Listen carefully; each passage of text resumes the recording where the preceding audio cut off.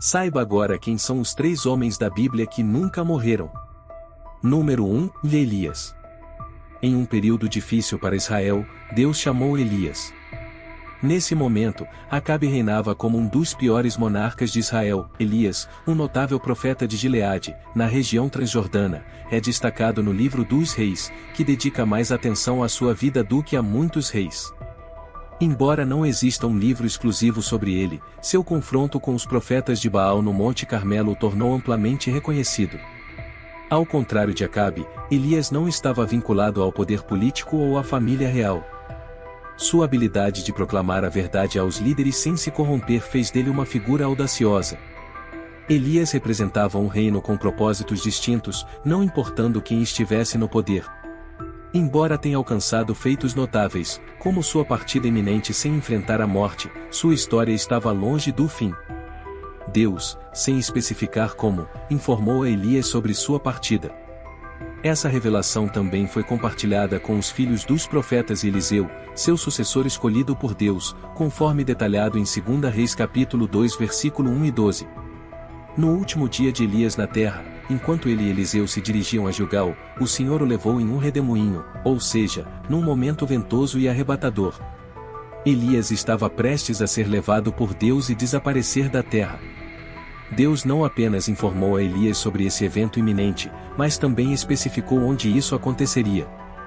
Isso explica por que vemos Elias se movendo rapidamente em direção ao Jordão, conforme narrado. Imagine a cena se desdobrando. Em 2 Reis capítulo 2 versículo 2 e 6, a Bíblia Amplificada nos conta que Elias pediu a Eliseu para ficar em Betel, pois o Senhor o havia enviado lá. No entanto, Eliseu recusou, jurando que não o deixaria. Eles foram a Betel, onde os filhos dos profetas previram a partida iminente de Elias, mas Eliseu pediu que se calassem sobre o assunto. Em seguida, Elias propôs ir a Jericó, com Eliseu novamente se recusando a abandoná-lo. Os filhos dos profetas em Jericó previram o mesmo destino, e novamente Eliseu pediu silêncio. Finalmente, Elias sugeriu ir ao Jordão, e mais uma vez Eliseu se recusou a deixá-lo. Assim, eles chegaram ao Jordão. 2 deles seguiram, e novamente os filhos dos profetas previram a partida iminente de Elias, mas Eliseu pediu que se calassem. Gilgal foi o ponto de partida, como mencionado em Josué 4, onde os israelitas acamparam após cruzar o Jordão para Canaã. Era um local seguro antes da invasão do território inimigo. Gilgal marcou o início da última jornada de Elias. A próxima parada foi Betel, um lugar de oração conhecido como a Alcasa de Deus. Finalmente, Elias foi ao Jordão, simbolizando não apenas a morte física, mas também a morte do eu interior. Chegando ao Jordão, o destino final de Elias na terra, Eliseu afirmou: "Pela vida do Senhor, não o deixarei." Desde Gilgal, Elias vinha tentando se distanciar de Eliseu, possivelmente testando seu sucessor. Quando chegaram ao Jordão, a cena mudou abruptamente, levando ao evento miraculoso descrito em 2 Reis capítulo 2 versículos 7 e 10, onde 50 homens dos filhos dos profetas observavam de longe. Elias pegou seu manto, o enrolou e bateu nas águas do Jordão, que se abriram, permitindo que ambos atravessassem a pé. Ao alcançarem a outra margem, Elias disse a Eliseu: "Peço o que desejar antes que eu seja levado de você." Eliseu solicitou uma porção dobrada do espírito de Elias. Elias respondeu que era um pedido difícil, mas se Eliseu o visse sendo levado, seu pedido seria atendido. Isso lembra o milagre séculos antes, quando Deus abriu miraculosamente o Mar Vermelho para Moisés e os israelitas passarem a pé. Aqui, as águas do Jordão se abriram para Elias e Eliseu. Então, algo extraordinário ocorreu: um carro de fogo com cavalos de fogo apareceu, separando os dois. Elias foi levado ao céu em um redemoinho, enquanto eles conversavam. Eliseu viu isso e exclamou: "Meu pai, meu pai! O carro de Israel e seus cavaleiros." Em seguida, ele pegou o manto que caiu de Elias, voltou ao Jordão, bateu nas águas e disse: "Onde está o Senhor, Deus de Elias?" As águas se dividiram, e Eliseu atravessou. Os filhos dos profetas, que observavam de Jericó, reconheceram o espírito de Elias sobre Eliseu e o respeitaram. O contrato de ausência de morte de Elias entrou em ação, mostrando que nada de Deus morre quando um homem ou uma mulher de Deus se vai. Deixe isso para lá. Eliseu é um exemplo notável, e Deus sempre tem um plano. Pense nisso, ele designou homens e mulheres em cada época para continuar sua obra ao longo dos séculos. Deus nunca ficou perplexo, pensando, o que meus filhos farão agora que ele partiu? Agora que ele não está mais com eles? Nosso Criador, Deus, é todo-poderoso e nunca fica sem recursos. Eliseu ficou surpreso e apreensivo por um momento breve, mas isso não durou muito. Ele se abaixou, pegou o manto do profeta, lembrando-se das palavras de Elias. Ao atravessar o Jordão, reivindicou o poder que agora era seu e começou seu próprio ministério profético. O plano de Deus não falhou, e Elias saiu, Eliseu entrou, sendo o sucessor número 2. A segunda figura é Enoque, mencionado pela primeira vez no capítulo 5 do livro de Gênesis. Embora houvesse outro Enoque, filho de Caim, não estamos nos referindo a ele aqui. O texto de Gênesis capítulo 5 versículo 21 nos informa que, aos 65 anos, Enoque se tornou pai de Metusalém, conhecido como o homem mais velho registrado nas Escrituras. Ao examinarmos as genealogias bíblicas, descobrimos que Enoque era o tataravô de Noé, conforme mencionado em Judas 14 na Bíblia Amplificada.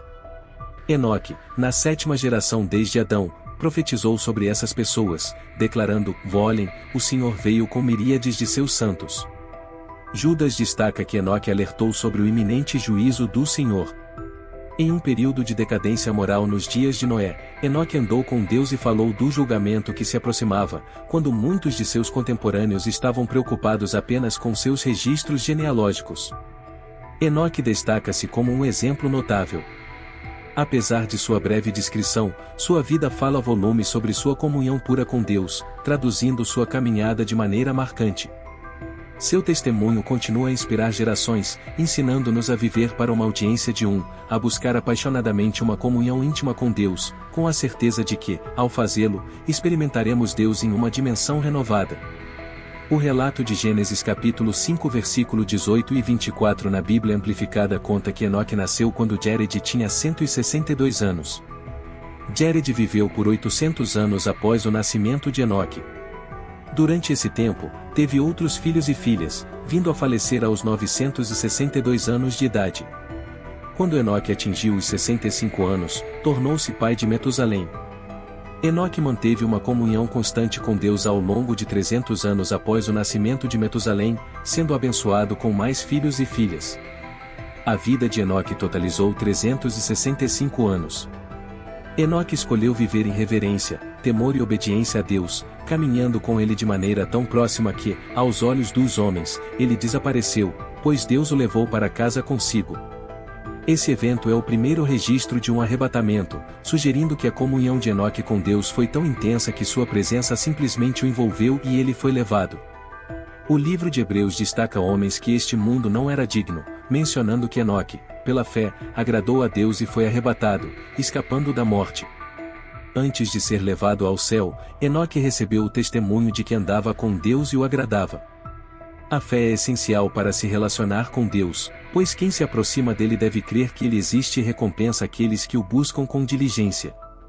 É reconfortante saber que Deus sempre se prepara abundantemente para os seus. Ele cuida de nós até que floresçamos de maneira miraculosa, como expresso em 2 Crônicas capítulo 16 versículo 9, onde os olhos do Senhor buscam fortalecer aqueles cujo coração é totalmente dele. Em meio à sua generosidade, Deus espera uma resposta sincera e despretensiosa ao seu amor. Está chegando o tempo em que os verdadeiros adoradores o adorarão em espírito, do coração e do íntimo, pois ele busca adoradores assim. Deus, sendo espírito e fonte de vida, é invisível para a humanidade, e aqueles que o adoram devem fazê-lo em espírito e verdade, conforme João capítulo 4 versículos 23 e 24. Deus está constantemente em busca de pessoas fiéis e leais que dedicarão suas vidas inteiramente a Ele. Essas são as ferramentas através das quais Ele pode verdadeiramente usar e revelar sua glória. Enoque, como descrito nas Escrituras, teve um destino diferente de Adão e seus descendentes, ele não experimentou a morte.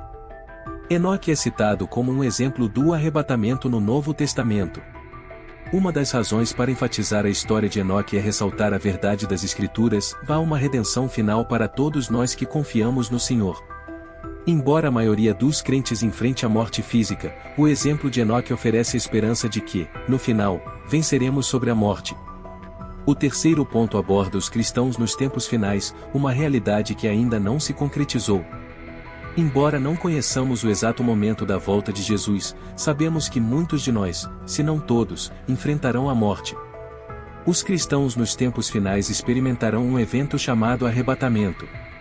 Importante notar que, conforme 1 Tessalonicenses capítulo 4 versículos 13 e 18, tanto os cristãos que já faleceram quanto aqueles que ainda estão vivos participarão desse acontecimento juntos. A intenção é evitar que os crentes se entristeçam como os que não têm esperança além desta vida. Acreditamos que, assim como Jesus morreu e ressuscitou, Deus, por meio de Jesus, trará consigo aqueles que morreram nele.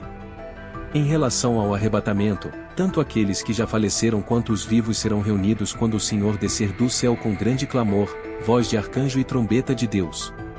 Os mortos em Cristo ressuscitarão primeiro, e nós, os vivos, seremos arrebatados para encontrá-los nos ares. Portanto, é reconfortante consolar uns aos outros com essas palavras sobre o reencontro com os crentes falecidos. Independentemente, durante esse tempo, experimentaremos o arrebatamento, assim como Enoque foi elevado nos ares. Dessa forma, a história de Enoque prefigura uma geração de crentes que não passará pela morte.